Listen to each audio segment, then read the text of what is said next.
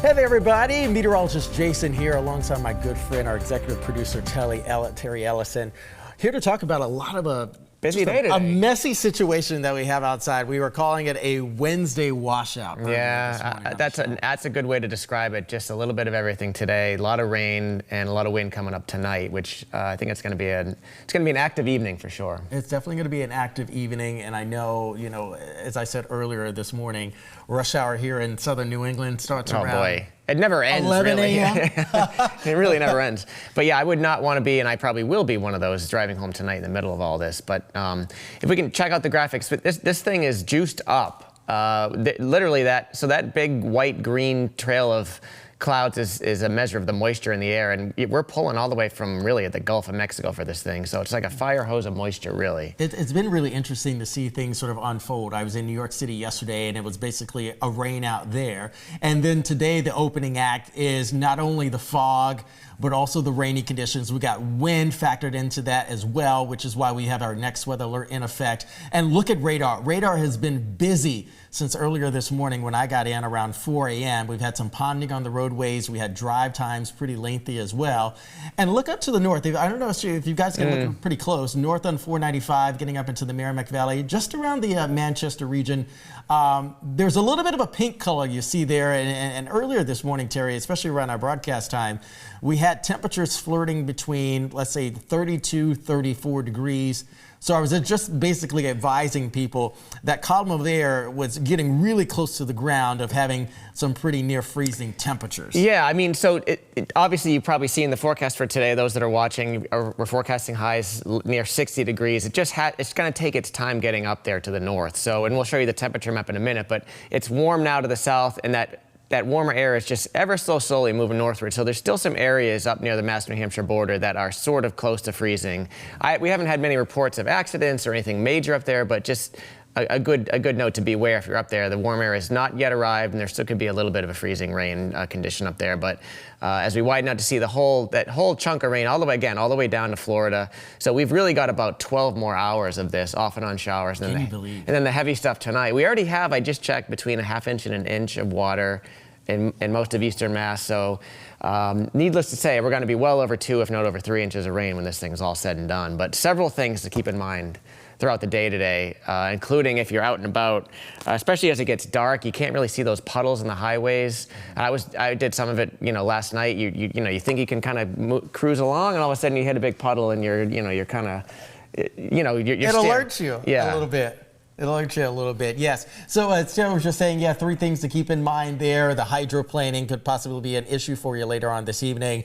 And not telling everybody to sort of freak out or, white knuckle it on all the way home, but just allow for some extra time. Allow for a little bit extra grace on the roadways. Most people are going to be leaving the office perhaps a little bit earlier today. Some people may opt to leave a little bit late. But again, remember this Wednesday weather checklist that we have here, clearing the storm drains as well as checking the sump pumps and also securing outdoor objects and decorations. We actually have a live press conference that's about to take effect now with National Grid. Let's listen in. They're also going to be discussing the storm and the impacts. This is our first real wind event for some time. So any limbs of trees that have been weakened or damaged recently, this is the first time really that they've had an opportunity to be blown down. So we're expecting significant damage.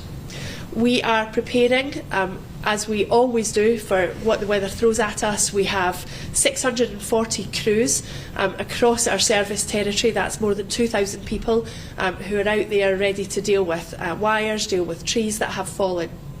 We've brought crews in from our partners across New England, from New York, and indeed from Canada. So we're well placed with the crews that we have for the forecast that's ahead of us.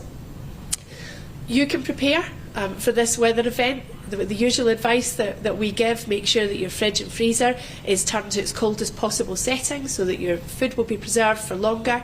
Have a flashlight with spare batteries ready. Charge all of your devices before the weather comes in so that they are fully charged. And maybe think about having a battery operated radio so that you can keep up to date with what's happening once devices have lost their charge. Also, I would recommend that if you haven't already done so, that you register for automatic outage notifications on the National Grid website, and that'll tell you what's happening in your area. And lastly, we want you to be safe throughout this. So please, if you have outages or if you see wires down, please contact us to let us know. Most importantly, if you do see wires or cables on the ground, please stay well away from those. Even if it looks like they're not live or you believe them not to be live, they may still be having some current go through them. So we ask you to stay at least 30 feet away from any cables that you see down and call us to let us know where they are. Thank you. Questions? So as winter storms go, how bad do you think this is going to be? So this is a storm that we expect to put thousands of people out of power. It's not some of the worst that we've had over the past few years, but it's significant in terms of the fact that there has not been wind for a long time, and so the impact of this storm will cause more damage than traditionally a storm of this nature. We have obviously more and more people in Massachusetts. And guys, you've just been listening to a live press conference from National Grid. They're discussing the storm preparations, also reminding everyone about preparing themselves for the potential impact, as sort of the representative saying there. She expects thousands of people to be out of power, reminding people of proper generator safety tips as well. And we also remind everybody is, candles are not the best in terms of losing power. That actually could cause even more issues, obviously, fire dangers. Yeah, it does. So it doesn't have to be a nor'easter or a winter storm around here for there to be power outages, and this is a good example. We actually had a similar storm to this last, I want to say it was December 18th or 19th, and it's sort of a very warm, windy, rainy event, and there were certainly power outages. So just some other thoughts here. Again, this probably should have been done already, but if you haven't, check your sump pump, check your generator. And if you've got any of those inflatable Santas out in the front yard, you might want to just deflate for the day, or bring it inside, because the wind tonight is going to be pretty rocking. Don't let your problem become your neighbor's problem. There you go. Or maybe your Santa will become your neighbor's Santa. But as we were saying before the press conference, the temperatures have not yet warmed north of the Pike. You can see well into the 50s already to the south, but Boston, and especially up north towards the Mass New Hampshire border, still in the mid 30s. So it's going to take most of the afternoon to get there, but we will warm up. This is going to be a rather warm, windy rain event for most folks, and it maybe approach some records. Maybe so, yeah. I mean, even looking at the temperature in the forecasts later today, low 60s for this is December 11th. I mean, highs could be reaching at least 25 degrees above normal in several locations today. You see the records there on screen, 68 back in 1911 for Boston. Same thing in Worcester, 1911. And look at Worcester. I mean, that's 100 and, doing some quick math, 113-year-old record that Worcester may be challenging today. So that's pretty anomalous stuff for this time of year. And so this is a timeline with both the rain and the temperatures. And you'll see as we go on, the temperatures north of Boston start to tick up. So this model has Boston in the low 60s by mid-afternoon. And that line of red, yellow, orange out in near Worcester at 5, that's going to be the real sort of the main event, so to speak. I think this is really going to be the timeline, let's say around 3 p.m. onward.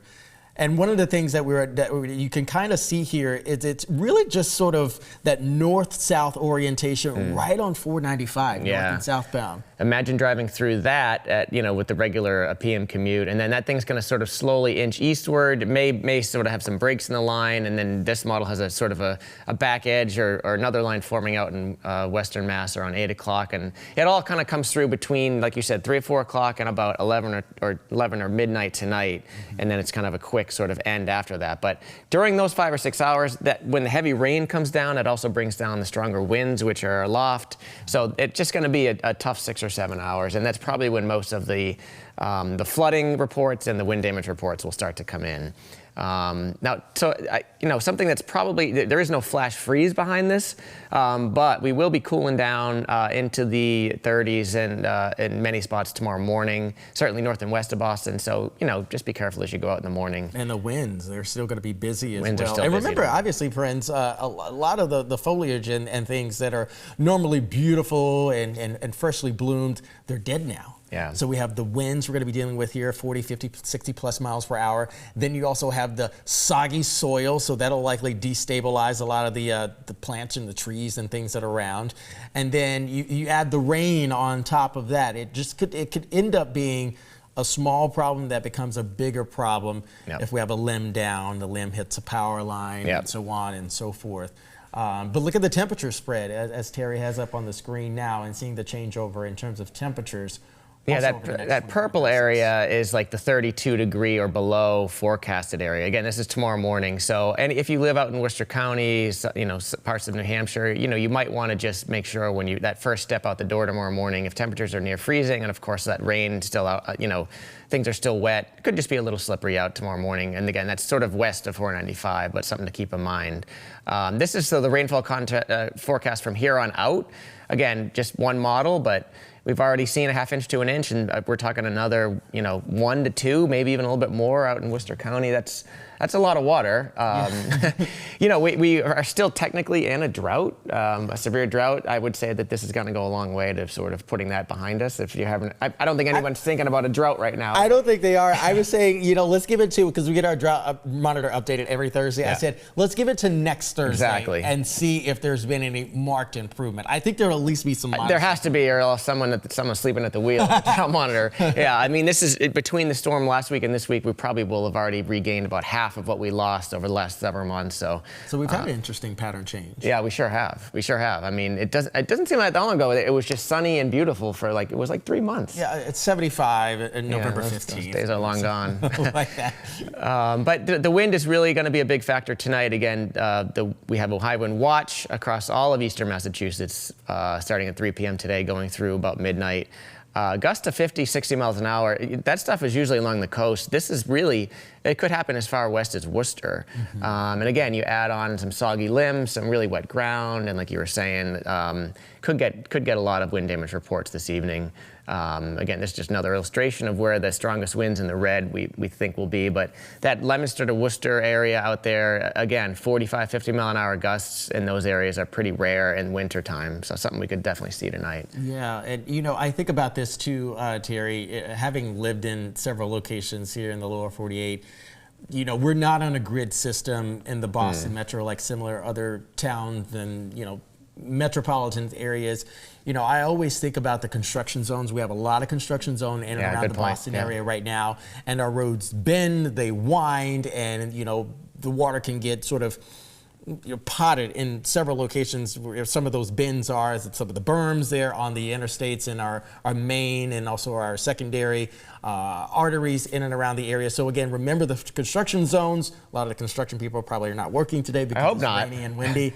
Hopefully it's secured the cranes. Okay, so we had a lot of cranes, and hopefully they properly secured the cranes. But just remember that in some of the most vulnerable areas. I was just looking out. There's a lot of construction here near the station, and there's a couple of buildings covered in this sort of white, I don't know if it's like a tarp or what kind of sheeting, but really blowing around in the wind. So I would like to think none of those construction folks are up at high levels with the wind blowing in today. Fingers crossed. Yeah, give them the day. If they haven't already, it might be time to let them go home early, because that's not a place you want to be in a storm like this. But I just threw this in. This is a forecast of the snow depth, and you can see it kind of shrinking. And this is not a good thing that a lot of skiers want to see. But unfortunately, the rain from this storm is going all the way up pretty much to the to the Canadian border. So we're probably going to lose several inches of snow depth in the ski areas over the next 24 hours. Now, it's not going to wipe them out completely, but certainly we had a lot of ski areas opening up just after Thanksgiving in Massachusetts. This is going to be tough for them to sustain. They're going to need a little time to sort of build back. So what has been a good sort of start to the ski season for most of New England is going to be kind of a step back in many ways. But again, chillier weather ahead, and they can start making snow again. Just a little slingshot. Yeah, exactly. And the good news is for skiers and everybody, really quiet weather after this storm goes by. Big ol' area high pressure, sort of feels like what we saw over much of the fall, a big ol' H over us. And that storm to the west, it just sort of gets sort of halted and then shunted south later this weekend. So I don't really see anything a whole lot of anything going on for the next several days after this. Next several, I think it will be a little quiet. Maybe Monday, Tuesday we get a little of a spot shower again, but nothing too terribly, high octane, as I like to say, like we're dealing with now or like we dealt with later on last week. Yeah, so really, this is good to see. After you get 2 or 3 inches of rain, you get several days. Let the rivers subside, let the puddles go away, and again, at least 4 or 5 days before we have anything really of note. And the temperatures also look pretty mild heading into next week. There's no big shot of cold coming in, so people start thinking, well, it's crazy to think Christmas is 2 weeks from today. 2 weeks from today. I just thought of that. I'm like, wow. So we're talking about You know, a lot of folks want some snow before Christmas.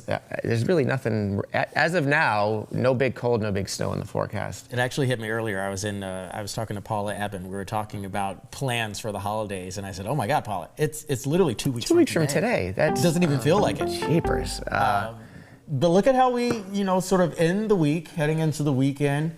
We do have to sort of emphasize that yes, we'll have very mild conditions today.